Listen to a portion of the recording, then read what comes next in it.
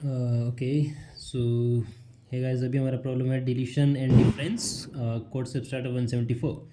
तो इसमें हमें एक एरे गिवन है A1 A2 up to AN, ठीक है। और इसमें हम क्या ऑपरेशन कर सकते हैं कि कोई भी दो इंडेक्स सेलेक्ट करो I और J such that AI is equals to AJ।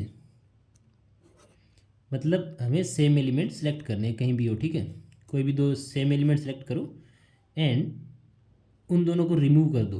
अगर यहाँ पे हमारा AI है और यहाँ पे AJ है और दोनों इक्वल है, तो इन दोनों को सेलेक्ट करके रिमूव कर दो और इन दोनों का डिफरेंस लास्ट में अपेंड कर दो।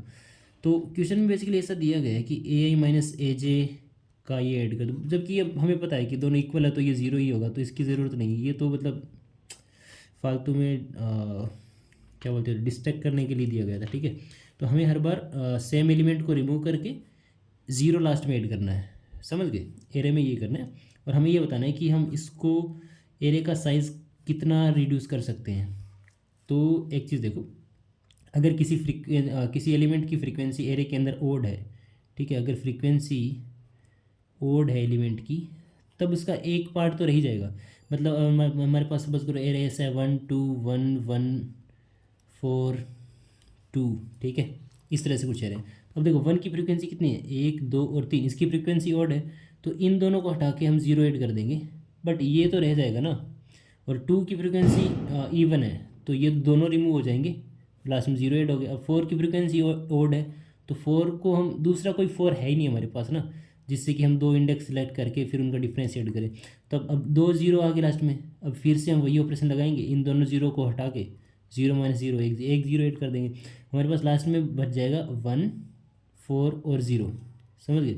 मतलब जिनकी फ्रीक्वेंसीज इवन है एलिमेंट की, वो किसी काम के नहीं है, ठीक है। और जिनकी फ्रीक्वेंसीज ओड है, उनका एक एक एलिमेंट रह जाएगा, बस एक ही एलिमेंट बचेगा, ठीक है।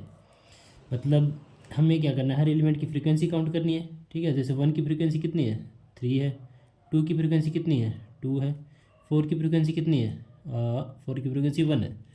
और इनमें से जो जो एलिमेंट जिनकी फ्रीक्वेंसी ओड है, उनका एक एक एलिमेंट लास्ट में बच जाएगा, राइट। तो इसलिए हमें क्या करना है, 3 मॉड्यूलस 2 कितना आता है, 1। 2 से मोड निकाल लेना है, ठीक है। और 2 मॉड्यूलस 2 कितना आता है, 0। 1 मॉड्यूलस 2 आई कितना आएगा, 1। और फिर इन सब का सम निकाल लेना है, वही हमारा आउटपुट होगा। क्योंकि हमारे पास एक 1 बच जाएगा, 2 तो बचेगा नहीं क्योंकि 0 है, एक 4 बच जाएगा, ठीक है।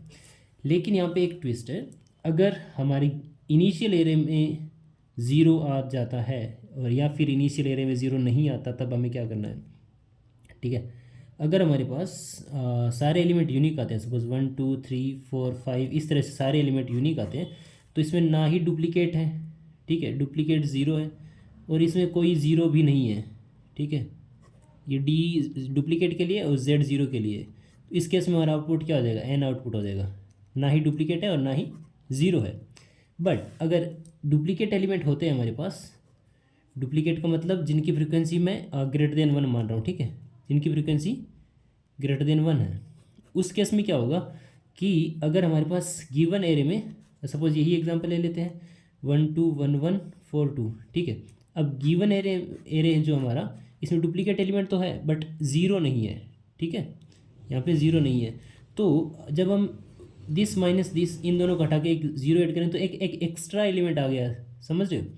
तो ज़ीरो भी लास्ट में रहेगा हमेशा, अगर स्टार्टिंग में ज़ीरो नहीं है तो वो लास्ट में रहेगा, ठीक है। तो उस केस में हमें हमारा जो आंसर होगा, जो हमने ये सम निकाला था, उसमें हमें +1 करना पड़ेगा, ठीक है। ये तो हुआ वो केस जिसमें हमारे इनिशियल में ज़ीरो नहीं है एरे के अंदर। अगर स्टार्टिंग में ही हमारे पास ज़ीरो रहता है, तब हम क्या करेंगे, सपोज हमारे पास ऐसा है कि 1 2 1 1 4 2, अगर हमारे पास जैसे 0 0, एक यहाँ पे 0 एक यहाँ पे 0, इस तरह से कुछ है, तो ऑफकोर्स हम सारे ज़ीरोज़ को हटा के, इन दोनों ज़ीरो को हटा के एक ज़ीरो ऐड करेंगे, फिर इन दोनों ज़ीरो को हटा के एक ज़ीरो ऐड करेंगे, फिर इन दोनों ज़ीरो को हटा के एक ज़ीरो ऐड करेंगे, तो लास्ट में हमारे पास सिंपल एक ज़ीरो बचेगा, ठीक है। और 1 2 1 1 4 2 0, फाइनल हमारे पास एरे हो गया ये वाला। हम क्या करेंगे, जो हम ये फ्रीक्वेंसी कैलकुलेट कर रहे थे, बस नॉन जीरो एलिमेंट की फ्रीक्वेंसी ही कैलकुलेट करेंगे, ठीक है, इनके लिए। और फिर लास्ट में एक +1 कर देंगे जो हमारा आंसर आएगा उसमें, समझ गए। तो अगर ओके, अगर ज़ीरो नहीं है, कोई भी ज़ीरो एलिमेंट नहीं है और कोई भी डुप्लीकेट एलिमेंट, तब आउटपुट सिंपल होगा n। अदरवाइज आउटपुट क्या होगा, हमें हर एलिमेंट की, पॉजिटिव एलिमेंट्स की फ्रीक्वेंसी काउंट करनी है और लास्ट में +1 कर देना है, ठीक है। +1 किस लिए, क्योंकि एक ज़ीरो एक्स्ट्रा एलिमेंट और ऐड हो जाएगा। अगर ज़ीरो ऑलरेडी है तब भी रहेगा लास्ट में, अगर ज़ीरो ऑलरेडी नहीं है बट एलिमेंट्स हमारे डुप्लीकेट है तो उस केस में ज़ीरो ऑलरेडी ऐड हो जाएगा, 1 - 1 ज़ीरो लास्ट में ऐड करना ही पड़ेगा, समझ गए। इसलिए हम +1 कर रहे हैं। तो यहाँ पे कोड देख लेते हैं। एक वेरिएबल n बना लिया जो कि लेंथ को रिप्रेजेंट करेगा, टेम्प बना लिया इनपुट लेने के लिए, z initially 0 is 0 and d is also 0, duplicate को रिप्रेजेंट कर रहा है और ये 0 को रिप्रेजेंट कर रहा है। इनपुट ले लिया, फिर एक मैप क्रिएट कर लिया फ्रीक्वेंसीज़ के लिए, 0 से n तक इनपुट ले लिया टेम्प को, और देख लिया कि टेम्प अगर 0 है, मतलब हमारे स्टार्टिंग वाले एरे में अगर 0 आ गया तो z में हमने 1 रख दिया जो कि बताएगा कि 0 है या फिर नहीं है। और फिर मैप के अंदर हर एलिमेंट की फ्रीक्वेंसी स्टोर कर ली। अगर हमें किसी एलिमेंट की फ्रीक्वेंसी ग्रेटर देन 1 मिलती है, मतलब डुप्लीकेट एलिमेंट है, ठीक है, तो उसमें डी में भी हमने 1 रख दिया। अब देखा कि अगर 0 भी नहीं है और डुप्लीकेट भी नहीं है तब आउटपुट होगा n, और यहीं से कंटिन्यू कर जाएंगे।